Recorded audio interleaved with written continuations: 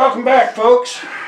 Well, this is going to be a follow-up and corrections video on some testing I did yesterday with some personal defense shot shell loads, 410 gauge, shooting out of the Bond Arms Rough and Rowdy, chambered for 45 Colt and 410 shotgun shells.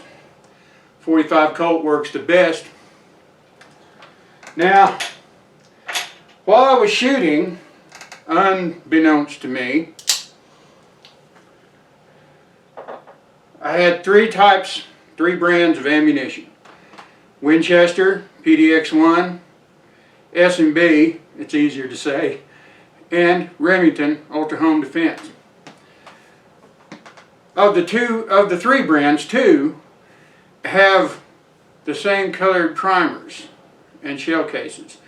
The Winchester PDX has a total solid brass like most Winchester does. So when I was firing, when I got ready to fire, when I put the two shells apiece in the little foam holes in the 45 long Colt box to stand them up and have them ready, I inadvertently mixed and matched the S&B and the Remington because their shells look so much alike. You know, 60 years old, my eyes aren't what they used to be. So when I was firing, when I was claiming one brand was not performing right and the other one was, I actually was firing mixed and matched ammo. I went back through the videos and reviewed how things were going, and thanks to my buddy for letting me know that that happened, because I was feeling pretty bad about a couple of those. And I still feel pretty dang iffy about two of the brands now.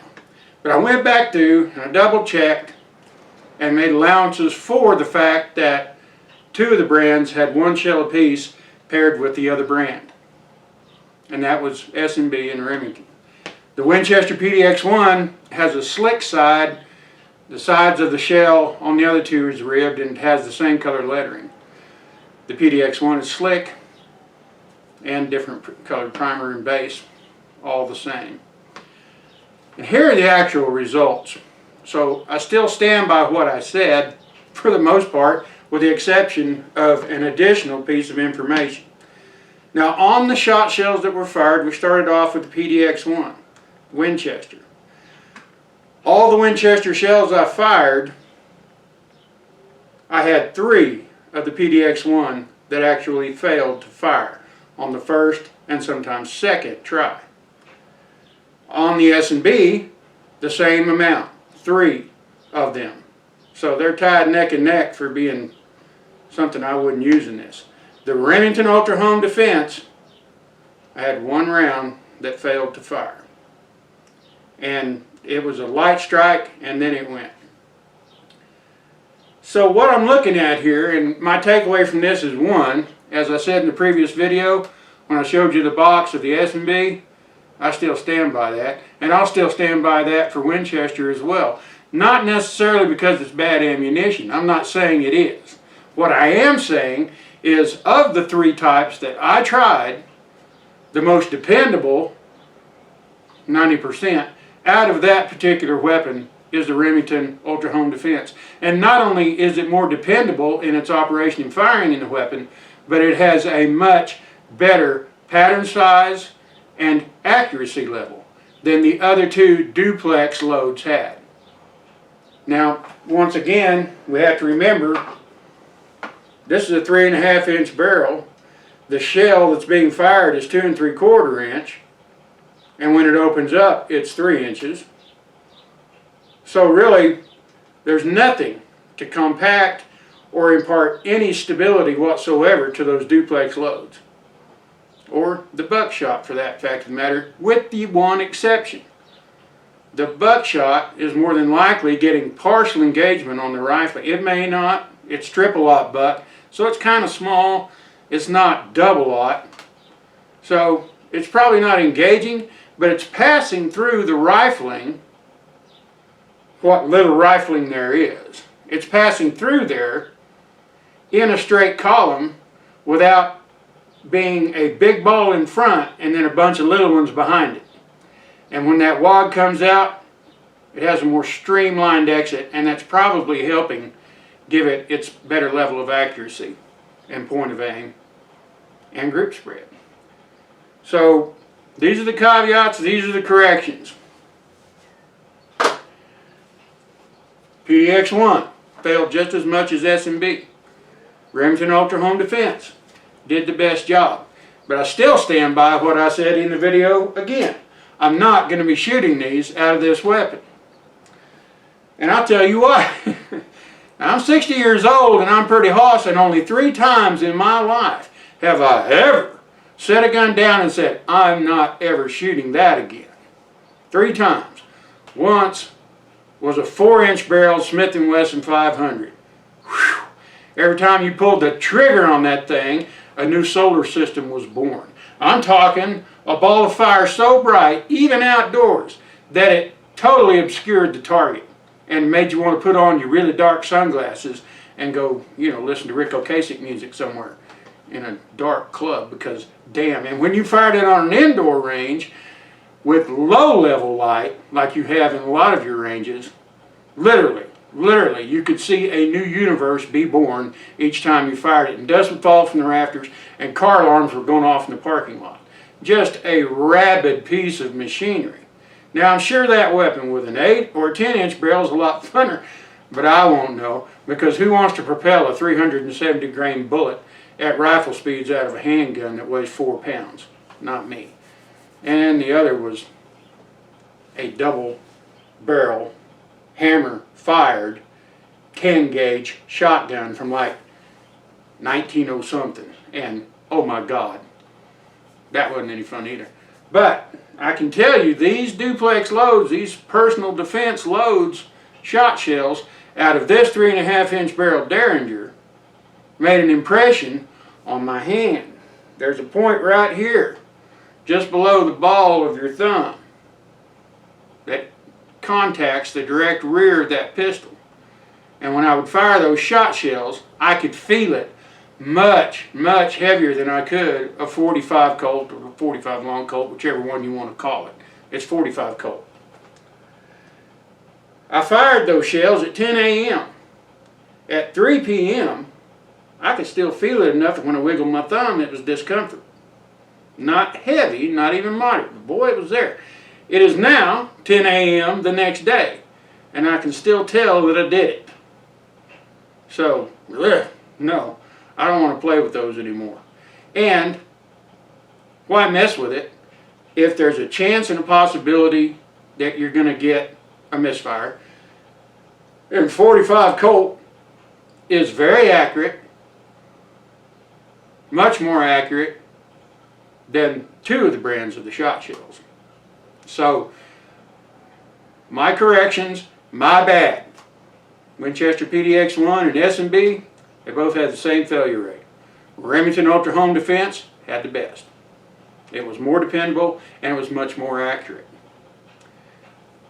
I would show you the boxes of the rounds, but I don't have them, because after the video, I went across the street to look for a hog or a cow, and I ran into my good buddy, Kevin Myers, who owns and operates the farm, KWM Ranch, where my range is, where I shoot these videos. He and I and his wife all went to high school together, and they're great people. I love them to death, and I really do appreciate the opportunities he gives me to operate out there on his family's land. And in turn, I do my best to help him out with the creatures of pestilence as much as possible, namely coyotes and hogs. So, that said, corrections in. Final takeaway on this, I won't be shooting any duplex personal defense shot loads out of this weapon. I will be shooting 45 Colt. It does a great job. I like it, and the recoil is mild enough, not going to cause me any issues, and it's much more dependable. As you said, I've never had a failure to fire with 45 Colt. Now, I'm not saying you shouldn't carry them or use them. That's going to be totally your choice, obviously. And, you know, like I said, I'm 60 years old. My pain threshold ain't what it used to be. If you're a young, strapping, big old boy and you got hands like a lowland silverback mountain gorilla and pain threshold is off the charts and you like them, shoot them. But do a little testing first and find out, because I really can't determine whether it was an issue with primer seating depth or primer cup hardness, because they are shotgun shells. And maybe the force of this hammer falling on that floating firing pin and rebounding, because it does rebound, maybe that's just not enough force at times to do what it needs to do. So I'm not totally saying that the ammo is trash. I'm just saying, if you're going to use it in this, do your testing, do your due diligence. And if you're out there playing, well, it's no big deal. And if you can stand shooting those raunchy rests, because I'll tell you what, firing 45 Colt out of this pistol, rough and rowdy. It's kind of rough-ish and pretty rowdy because it's noisy. But firing those duplex loads, rough is a damned good descriptor. It's rough when it goes off. And certainly rowdy, because all sorts of stuff out in front of you is moving. So, you be the judge. You make up your own mind. What you want, you do. Just kind of keep this information in mind if you've seen it and if you care to keep it in mind at all. I'm no Maven. I'm not the god of the gun experts. I'm just a guy doing the hobby. But if you're going to use it, test it. See what you like. If it was a little easier on the recoil and it was dependable in this, I'd probably carry a couple in it if I was going to carry this out somewhere. But anyway, like I said, there's the corrections, there's the information, that's what happened, and in my takeaway, 45 Colt, baby. Been doing the job since 1868. I'm pretty sure it will continue to do the job for another 100 years or so, at least, until they come up with a weapon that's totally new and different in design and we don't need gunpowder anymore. So, you guys have a great day. Again, thanks to my good buddy, Kevin Myers and his family, for allowing me to use their land, for allowing me to go on it and exercise our freedoms and the things I enjoy. Because he's great people and his family's good people. And just about all of them enjoy the shooting sports just as much as I do. So y'all have a great day. Thanks for watching. Stop back by when you can. We'll try to get some more stuff going on. I'm looking at a couple of new things. I may do some old school revolver testing, or I might just look and see if there's something new out there that I could sell a couple guns and go get one and do a new product review. So, you folks have a good day. Thanks for coming by to see me. I'd be out right now, but the wind's blowing about 30 miles an hour. And although data charts and wind meters and rangefinders make that all just something that's superfluous and only takes a few extra seconds, I just don't feel like getting out in the wind today. I'm tired. I've been hitting it hard for 2 days. So you guys have a great day. Stop back by when you can to see some new stuff. Hit the like button if you like it. Hit the don't like if you don't. It won't matter to me. I'm pretty crusty. Okay? See you later. Bye.